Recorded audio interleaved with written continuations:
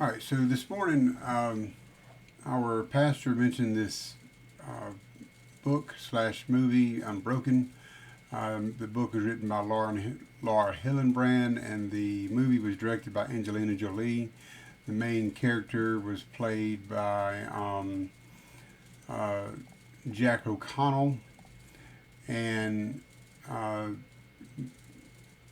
I guess you'd say a supporting cast, Domhnall Gleeson, and it got me to thinking about other things the during World War II, the Japanese war crimes and stuff like that. But I'm going to talk about that in just a minute. And the movie the movie Unbroken talks about uh, Louis Zamperini, who was a pilot during World War II, and he was flying a B-24 bomber, and it was a bomber that had been cannibalized um, for parts, and so it didn't have guns on it. They were on a reconnaissance mission, trying to find a downed crew in the Pacific Ocean, which is like trying to find a needle in a haystack of needles. And so the B-24 bomber was a heavy bomber, medium range bomber. Actually, my grandfather on my mom's side, my mom's dad was a navigator bombardier of a B-24 bomber during World War II.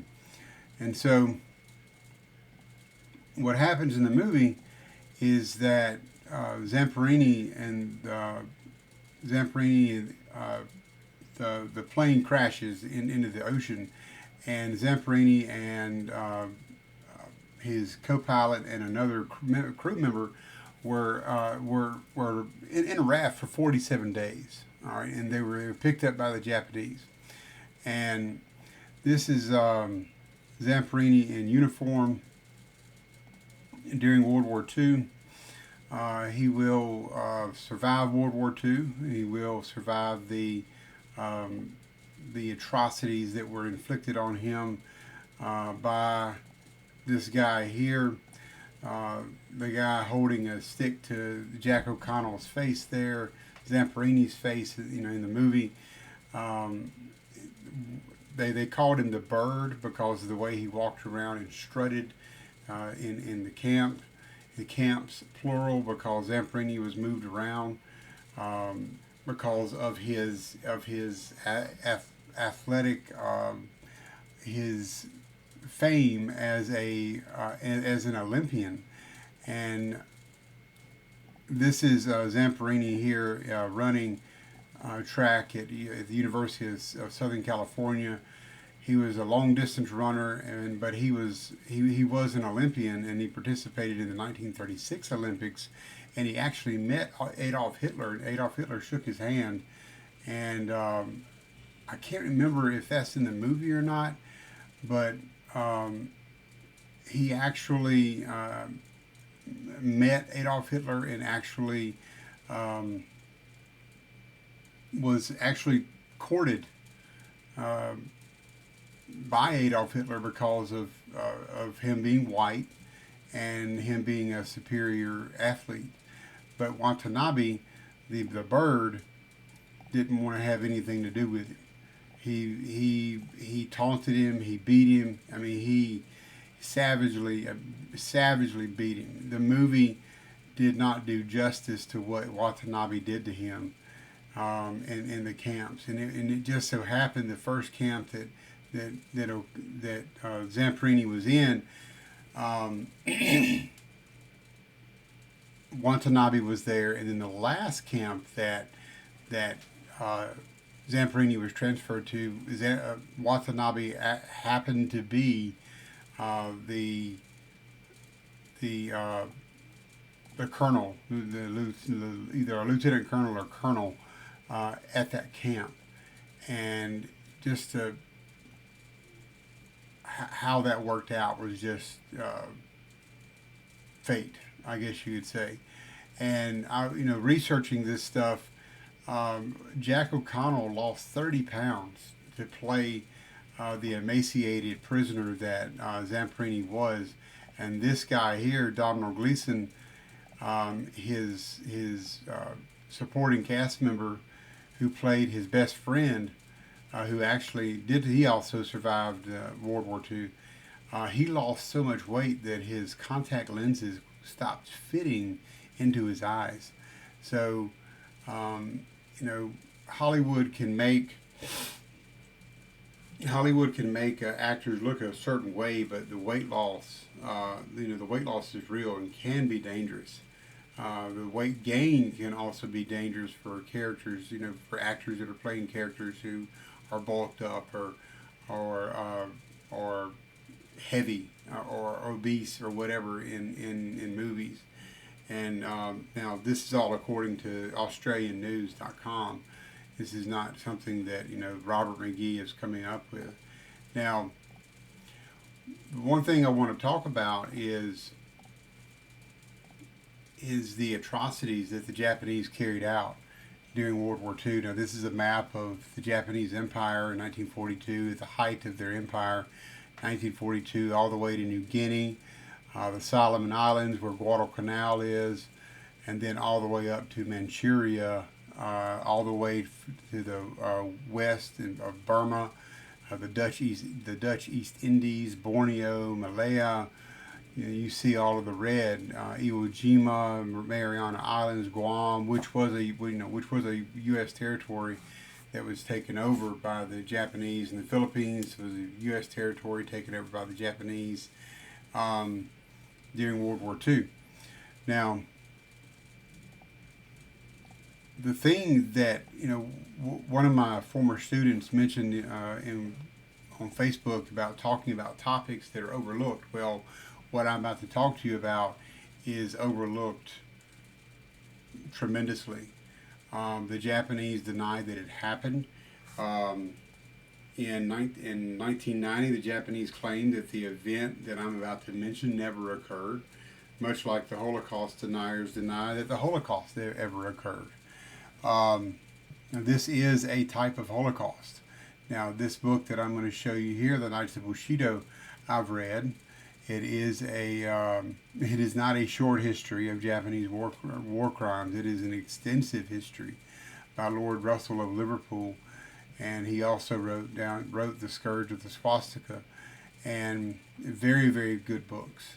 And the thing that I'm talking to you about is called the Rape of Nanking. Also, the city is also called the Rape of Nanjing. And the Rape of Nanking started on December the 13th, 1937. It lasted for 6 weeks, and Japanese soldiers were actually encouraged to rape and pillage and kill men, women, children. They actually had a competition to see how many.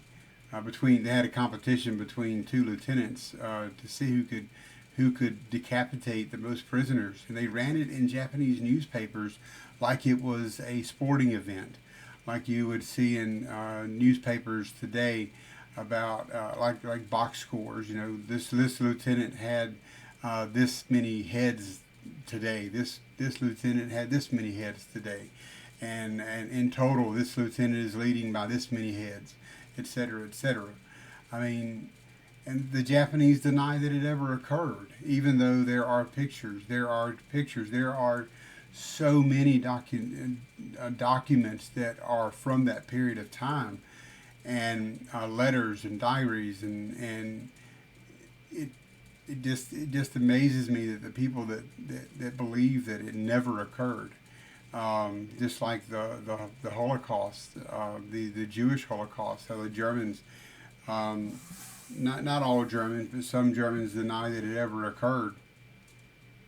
And it's crazy that in 1990 that the Japanese officially denied that it ever occurred.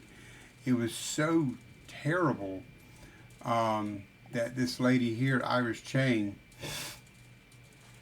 she wrote the book that I just showed you, The Rape of Nanking, and she actually committed suicide.